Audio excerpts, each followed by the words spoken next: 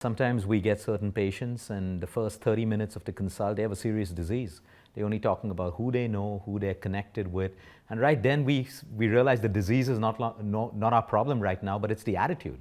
Because how are we going to break through so many levels of their healing and their medicine and their nutrition when the attitude is wrong? And I mean, that's just how it is right now.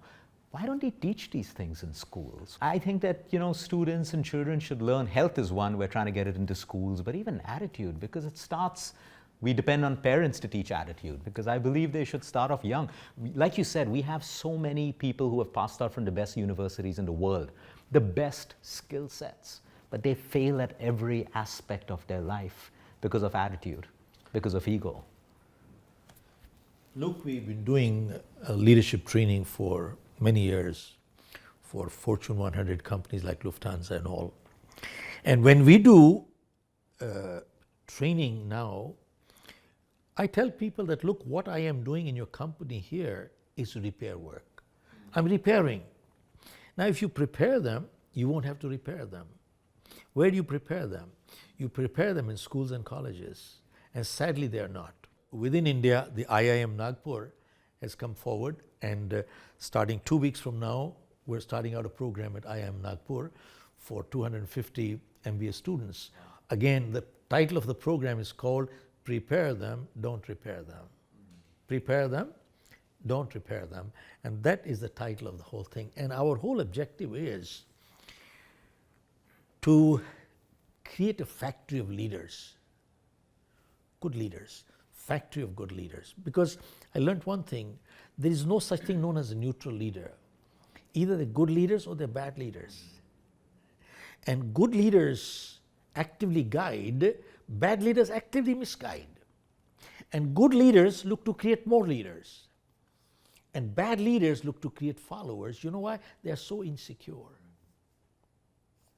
So that is really what our whole objective is. Today's parents and teachers tell the kids, do what feels good, do what feels good, do what feels good, do what feels good. Feel good is the part that you're looking for, feeling good. Do what feels good. But I disagree with that. I come from the old school. Our old school said, feeling good is a natural outcome of doing good. And doing good is a natural outcome of being good. If you are good, you do good, you feel good. How can you feel good when you don't do good? The question is there something called good and bad? Answer is yes. Unlike people who say everything is subjective, absolutely incorrect. They have no values whatsoever. So in our program, we talk of universal values and eternal values, and there are something like that. Wow. If you had the attention of the world on you for the next 2 to 3 minutes, 5 minutes, what would you tell the world today, given the fact that there's good, there's a lot of good, there's beauty, there's also evil, there's also like the pulling down of one another.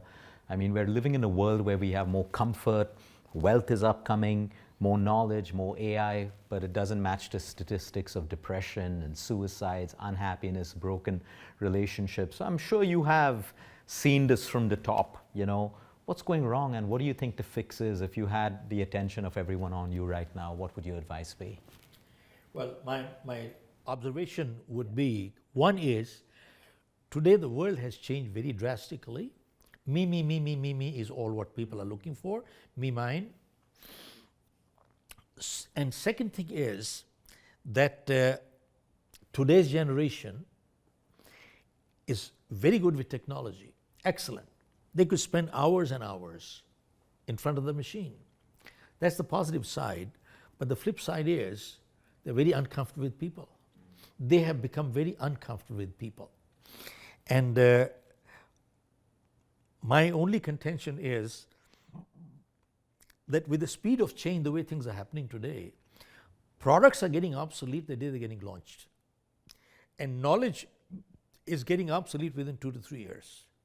See, look at engineering graduates. By the time they get to the 4th year, what they learned in the 1st year became obsolete. Medical graduates. By the time they get to the 4th and the 5th year, what they learned in the 1st year became obsolete.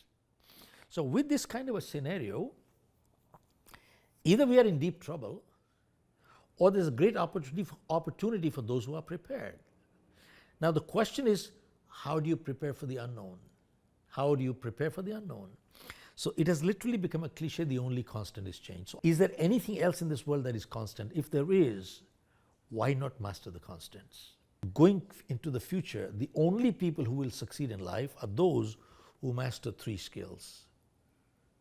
They have never changed, they will never change. And they are what? 1, people skills.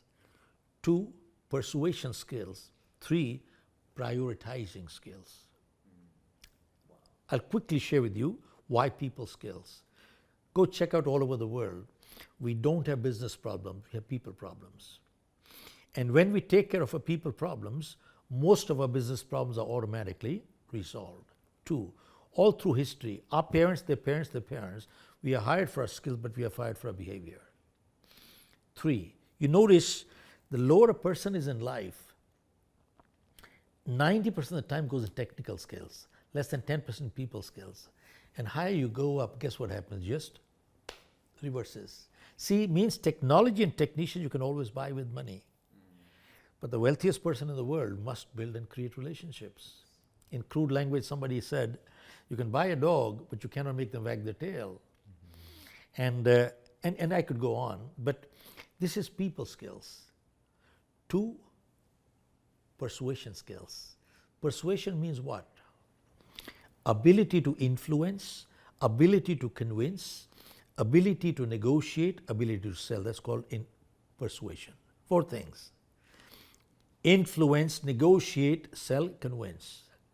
Sometimes people say, I don't need it. I'm into operations, I'm into IT, I'm into finance. They are demonstrating basic ignorance. How come they don't need it? They don't understand. A candidate at a job interview, what's he doing? Selling. For he needs what? Persuasion skills. A boy, girl proposing to get married, what are they doing? Persuading each other to get married. A politician giving speeches to get votes, what's he doing? Persuading to get votes. And we have a book called You Can Sell with a subtitle, In Life Results Are Rewarded, Efforts Are Not. Which means we judge ourselves by our intentions, but the world judges us by our actions. And lastly, prioritizing skills. Look at this. The amount of time-saving devices we have today, we've never had that many in history. And yet we don't have what? Time. We don't have time. You know why we don't have time? Because somewhere we messed up our priorities. And I'm not lecturing, I'm guilty myself. We mess up our priorities. And when we mess up our priorities, we forget to distinguish between what's urgent in life and what's important in life. Urgent may or may not be important, and important may or may not be urgent. But the interesting thing is, whenever we ignore what is important, it always converts into urgent.